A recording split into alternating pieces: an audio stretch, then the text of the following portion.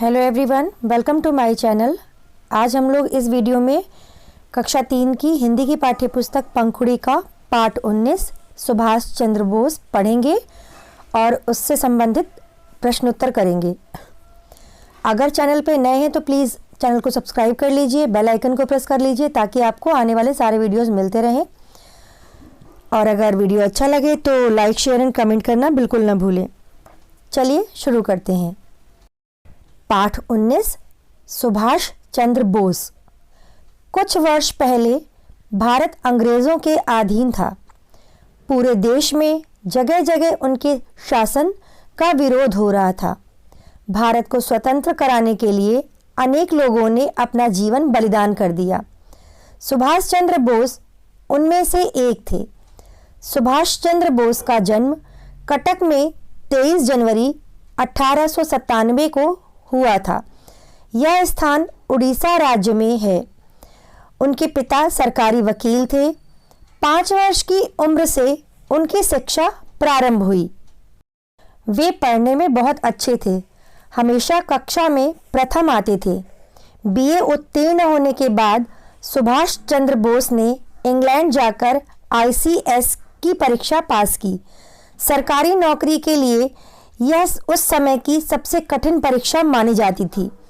भारत लौटने पर उन्होंने तय किया कि वे नौकरी नहीं करेंगे। उस समय देश में स्वतंत्रता के लिए आंदोलन चल रहा था।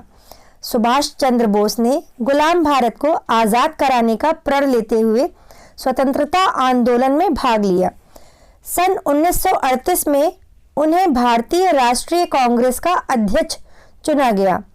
अप्रैल 1939 में उन्होंने अध्यक्ष ईस्वी में इस्तीफा दे दिया। द्वितीय विश्व युद्ध छिड़ गया। फॉरवर्ड ब्लॉक चंद्र बोस नामक दल की स्थापना शासन के विरुद्ध युद्ध करने के पक्ष में थे। इस पर अंग्रेज सरकार ने उन्हें नजरबंद कर दिया। सुभाष चंद्र बोस ने सोचा कि देश को आज़ाद कराने के लिए देश से बाहर जाकर संघर्ष करना होगा। काबुली पठान के वेश में पुलिस से बचते हुए वे अफगानिस्तान पहुंचे।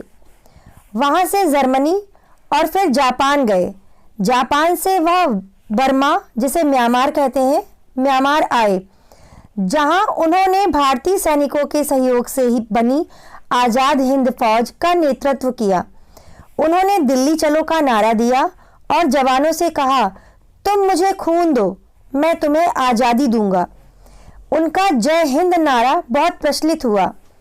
देशवासी सुभाष चंद्र बोस को नेताजी कहकर पुकारते हैं। चलिए अभ्यास की तरफ बढ़ते हैं। प्रश्न 1 है, पाठ के आधार पर उत्तर दो। अभी जो हमने पाठ पढ़ा है उसके आधार पर ही हमें इन प्रश्नों के उत्तर देने हैं। प्रश्न का है, सुभाष चंद्र बोस का जन्म कहाँ हुआ था? इसका उत्तर हो जाएगा सुभाष चंद्र बोस का जन्म कटक में हुआ था। अगला प्रश्न है, नेताजी ने नौकरी क्यों नहीं की?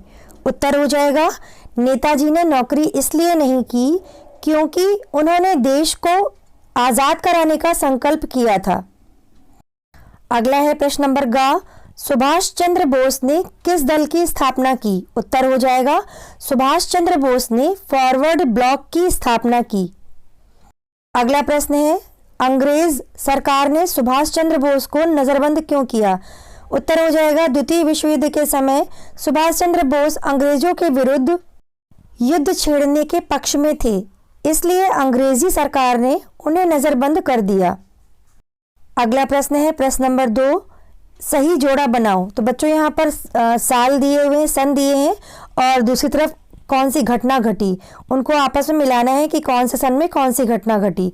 तो सन 1897 में नेताजी का जन्म हुआ और सन 1839 में द्वितीय विश्व युद्ध हुआ। अगला है प्रश्न नंबर 3, पढ़ो, समझो और वाक्यों में प्रयोग करो। हमें इनको वाक्य प्रयोग करना है। इनका शब्द दिया है और उसका अर्थ दिया हुआ है। उत्तीर्ण मतलब परीक्षा में सफल होना, तो इसका प्रयोग हो जाएगा सुभाष ने ICS की परीक्षा उत्तीर्ण की। अगला है युद्ध, युद्ध का अर्थ होता है लड़ाई।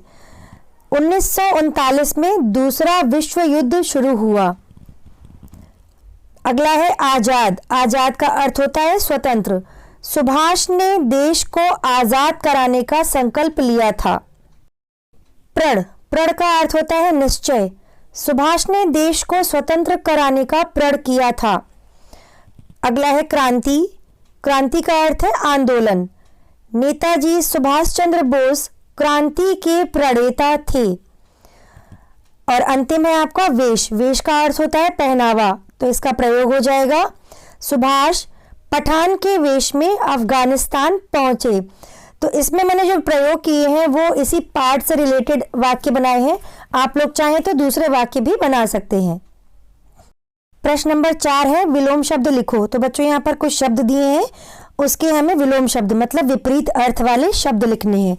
अस्वस्थ का स्वस्थ हो जाएगा, जन्म का मृत्यु, स्वतंत्र का परतंत्र और उत्तीर्ण का हो जाएगा अनुत्तीर्ण।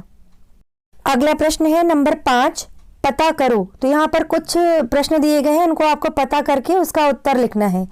नंबर क है स्वतंत्रता आंदोलन के कुछ और सेनानियों के नाम लिखो। तो आपको कुछ और सेनानियों के नाम लिखने हैं, तो मैंने यहाँ पर लिखा है। आप लोगों को अगर पता हो तो आप अपने हिसाब से भी दूसरे नाम भी लिख सकते हैं। स्वतंत्रता आंदोलन के कुछ और सेनानियों के नाम निम्न हैं: हेंगोपाल कृष्ण गोखले, लाला लाजपत राय, बाल गंगाधर तिलक, बिपिन चंद्र पाल, मदन मोहन मालवीय, महात्मा गांधी, जवाहरलाल नेहरू, डॉक्टर राजेंद्र प्रसाद, सरोजनी नायडू, सुरेंद्र नाथ बनर्जी, एनी बेसेंट आदि। अगला प्रश्न है युद्ध में क्या क्या हानियां होती हैं। तो उत्तर हो जाएगा युद्ध से बहुत हानियां होती हैं। जन धन की हानि तो प्रत्यक्ष हानि होती है। युद्ध से देश की अर्थव्यवस्था ठप हो जाती है। शांति के समय होने वाले विकास कार्य रुक जाते हैं। जनजीवन अस्त व्यस्त हो जाता है। अगला प्रश्न है आपका प्रश्न नंबर 6 लिखने के लिए। तो इसका नंबर का है नेताजी के जीवन की 4 प्रमुख घटनाएं अपनी कॉपी में लिखो। इसका उत्तर हो जाएगा नेताजी के जीवन की 4 प्रमुख घटनाएं निम्न हैं। नंबर 1 ICS से इस्तीफा और देश सेवा का संकल्प। नंबर 2 फॉरवर्ड ब्लॉक की स्थापना और कांग्रेस अध्यक्ष पद से इस्तीफा। नंबर 3 म्यांमार में आजाद हिंद फौज का नेतृत्व। नंबर 4 हवाई दुर्घटना में मृत्यु।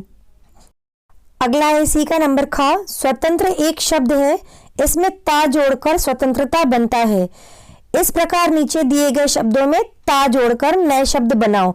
तो बच्चों जो लास्ट में जुड़ते हैं शब्द के बाद में उसको कहते हैं प्रत्यय।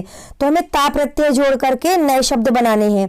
सुंदर का सुंदरता, वीर का वीरता, कोमल का कोमलता, सज्जन का सज्जनता, उदार का उदारता, कठोर का कठोरता।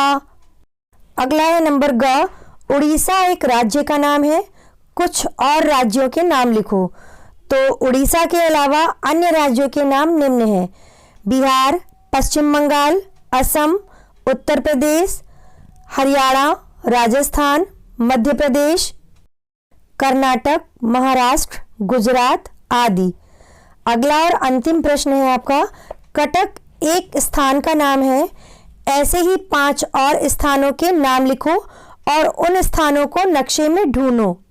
तो अन्य 5 स्थान हैं भोपाल, जयपुर, नागपुर, आगरा, दिल्ली आदि। आप इनके स्थान पर दूसरे भी जगहों के नाम लिख सकते हैं, दूसरे स्थानों के नाम भी लिख सकते हैं और उसको नक्शे में आप ढूंढ लीजिएगा। इसी के साथ आपका ये पाठ पूरा होता है। अगर अभी तक आपने मेरे चैनल को सब्सक्राइब नहीं किया है तो प्लीज़ सब्सक्राइब बटन पर प्रेस करें, बेल आइकन को प्रेस करना ना भूलें। और अगर वीडियो अच्छा लगा हो तो लाइक करें, शेयर करें, कमेंट करें, ताकि मैं और मोटिवेट हूँ और आपके लिए ऐसे ही अच्छे वीडियोस लेकर आती रहूँ। चलिए मिलते हैं अगले वीडियो में, तब तक ऐसे ही पढ़ते रहिए, स्वस्थ रहें, मस्त रहें। बाय।